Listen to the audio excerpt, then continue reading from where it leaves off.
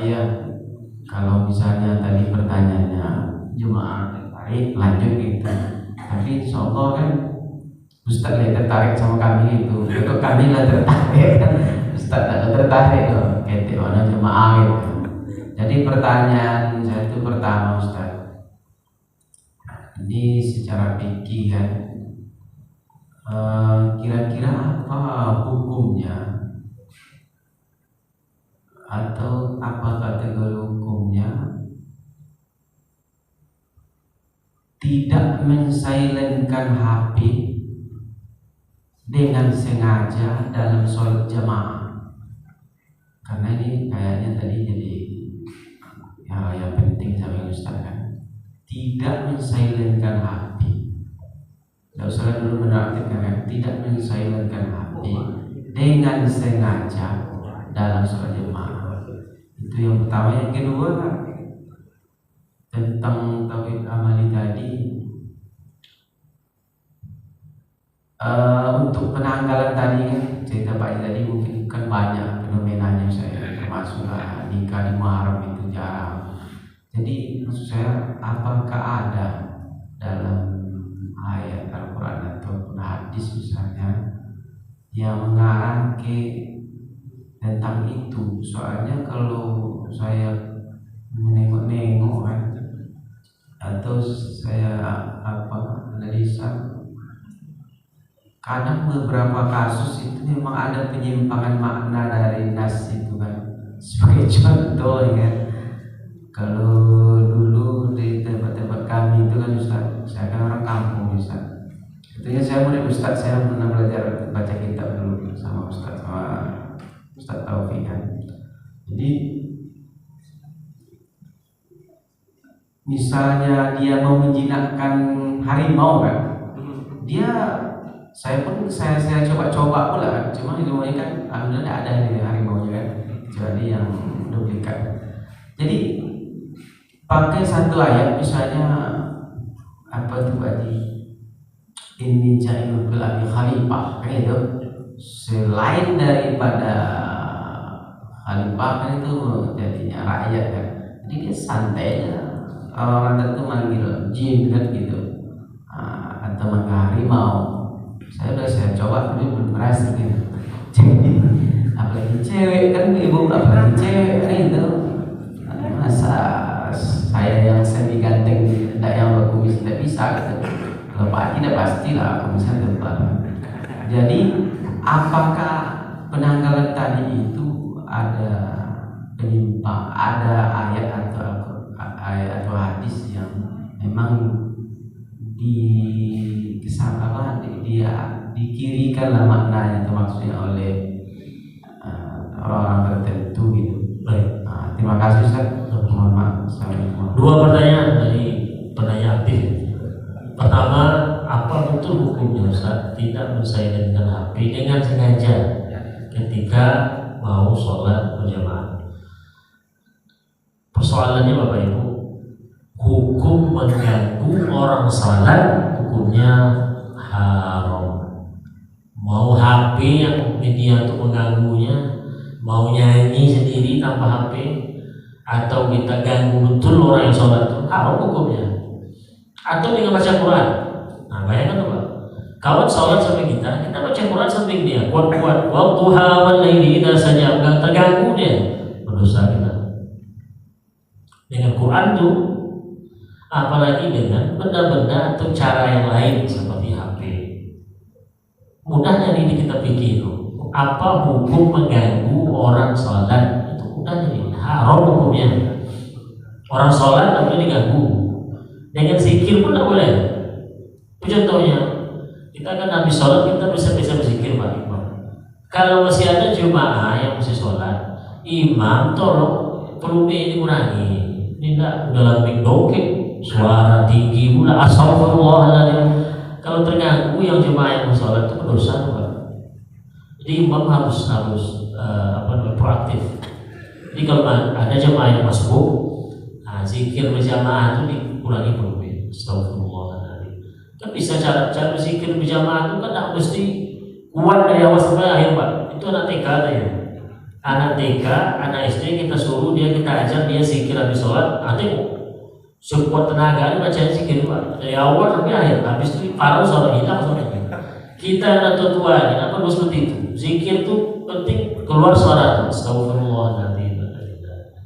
Waduh ya. Itulah masuk zikir jahar tuh. Ya zikir jahar itu artinya zikir yang suara zikir itu terdengar oleh kita dan orang lain, baik satu orang atau dua orang sampai kita. Tapi kalau sudah satu RT yang mendengar Pak, itu memokim kamu itu tidak jahat. Nah walaupun dengan zikir Pak berdosa, mengganggu. Nah apalagi dengan HP, dengan musik, rock and roll, apalah macam-macam, bikin pak apa namanya. Apalagi dengan itu. Atau dengan zikir Ustaz, pada kalau nada darinya Quran surai sampai nanti hukum. Kalau itu mengganggu pelaksanaan sholat orang baik berjamaah ataupun tidak, itu hukumnya berdosa. Kalau sengaja, syarat berdosa itu sengaja dan dimatikan. Yang kedua, dia tahu hukumnya tidak boleh. Kalau terpenuhi dua syarat ini, tambah satu lagi, harus kedua dia. Sengaja. Yang kedua, dia tahu hukumnya itu tidak boleh. Nah, dia lakukan juga berdosa. Tapi kalau terlupa dia atau dia tahu HP-nya bunyi, dia sadar tak mematikan, cuma dia tidak tahu hukumnya. Dia kira hukumnya boleh-boleh saja. Nah, tidak, insya Allah tidak berdosa. Tidak bisa kita langsung pokoknya haram Ustaz. Tidak bisa. Dua syaratnya. Pertama, sengaja memang tak dimatikan. Yang kedua, dia tahu kalau perbuatan model ini haram hukum. Nah, kalau terpenuhi dua syarat ini berdosa hukum. Yang kedua, persoalan penanggalan tadi Bapak Ibu, kita bukan berarti tidak boleh kita membuat penanggalan. Contoh, anak saya mau nikah, saya tentukan bulan Januari aja lah. Kenapa tidak lain? Karena Januari itu ya biasanya orang banyak Januari. Itu boleh menentukan tanggal atau hari tertentu untuk kegiatan tertentu, itu boleh hukumnya. Dengan syarat jangan dikaitkan dengan naas atau tidak naas, sial atau tidak sial. Nah, itu persoalannya.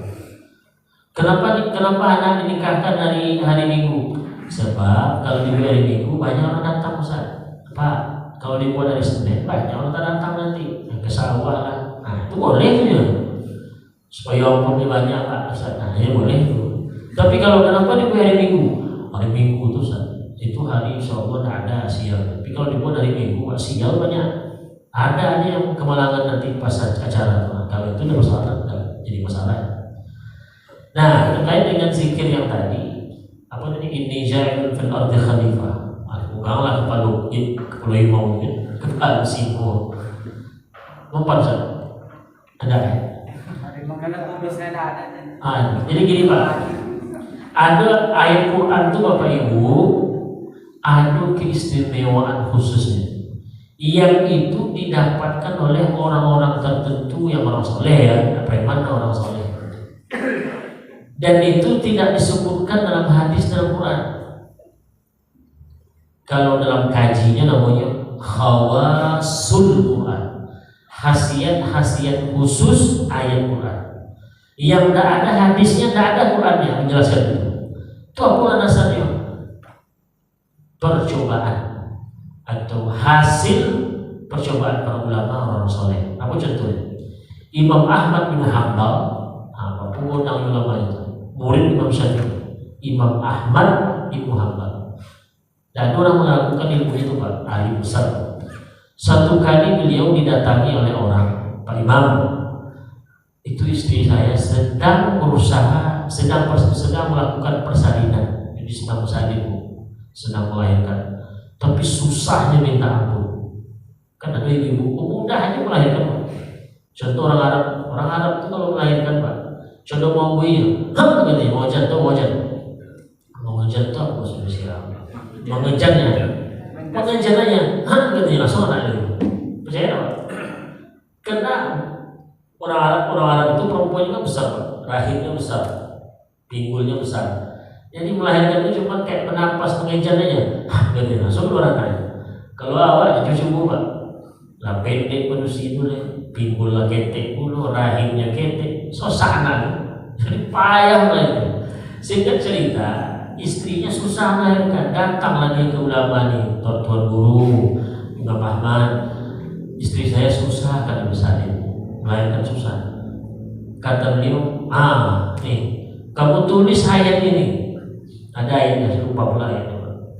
Tulis ayat ini di wadah seperti mangkok.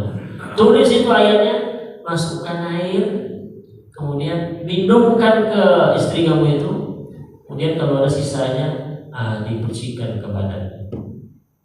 Pertanyaannya, ayat itu Pak, tidak ada hadis yang menyebutkan khasiat ayat ini mempermudah persalinan. Tapi yang melakukan siapa? Imam Ahmad bin Hanbal. Nah, satu lagi, ada namanya Ibnu Taimiyah, ulama besar tuh.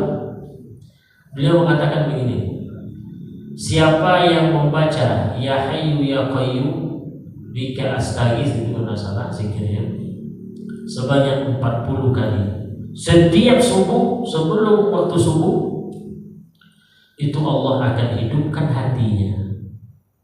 Jadi khasiatnya hati hidup, hati nak mati. Apa zikirnya? Ya Hayyu Ya Qayyum bika astaghis. Sebab dibaca berapa kali? 40 kali. Sampai kini Pak, tidak ada jumpa di para ulama hadis yang mengatakan itu zikirnya dan itu khasiat. Tapi yang membuatnya ulama kita pilih beliau, ulama intinya. Nah, jadi gini, kalau aku umpamanya tuan guru dulu, wah kalau jumpa ular, tulik. Kalau bahasa Jawa tulik namanya, kalau pakai ular. Nah, baca ini. Itu insya Allah nanti ular itu tunduk Pak. Atau apa tadi? Kok buayu umpamanya atau harimau. Itu bisa jadi ayat yang dibaca itu berdasarkan hasil uji coba yang diyakini fungsinya atau khasiatnya di antaranya itu. Jadi mungkin yang dibaca tadi kita dapat di mana tuh ini Jail bin Abi Khalifah dari guru-guru atau apa? Cita-cita datuk dulu. Bisa jadi itu khasiat model tuh. Yang namanya khasiat Pak, tidak mesti semua orang nanti bisa mempraktekkan. Jadi kata guru saya dulu, khasiat Quran yang model tadi itu tidak semua orang bisa mengamalkannya. Nah itu pula karena khasiat Pak masing-masing. Sama UB Pak kalau minum dia sianu tidak efektif, tidak ada hasilnya. Tapi kalau sianu yang minum berefek, sama itu. Ayat itu dibaca dia tahu ini Jailun fil ardi khalifah. Apa hewan kuasa dihadapinya? Tunduk langsung. Kerbau nanti mau sembelih, lah susah orang melunakkannya. Dipogangnya dia tahu buahnya. Katanya tapu dibacanya tunduk langsung. Rupanya tanya apa Ustaz baca Ustaz? Tak ada orang katanya ini Jailun fil ardi khalifah itu bacanya. Itu berarti khasiat ayat itu yang dapat dia tahu.